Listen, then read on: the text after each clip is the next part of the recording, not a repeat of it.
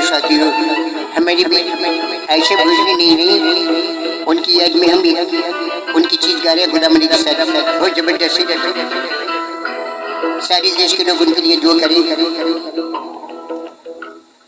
नैना तो से लागे सारी रहना जागे लागे, नैना तो से लागे सारी रहना जागे, तूने चुराई निंदिया तू ही चैन चुराए, हाय नैना तो से लागे सारी रहना जागे जागे, नैना तो से लागे सारी रहना जागे, तूने चुराई मेरी निंदिया तू ही।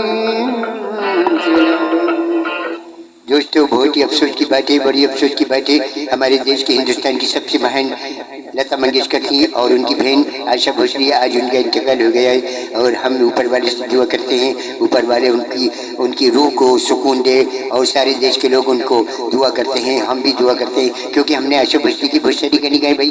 आशा भोसले ने मुझे कुछ सुनाते तो के लिए बहुत अच्छी कॉमेडी कर लेते भाई, बहुत अच्छा गा लेते भाई, कॉमेडी भी अच्छी करते, मजाक करते। मैंने कहा बेटा सबको हंसाना मेरे काम है, बउआ की बातें गाते रहो, बजाते रहो, सुनते रहो, सुनाते रहो।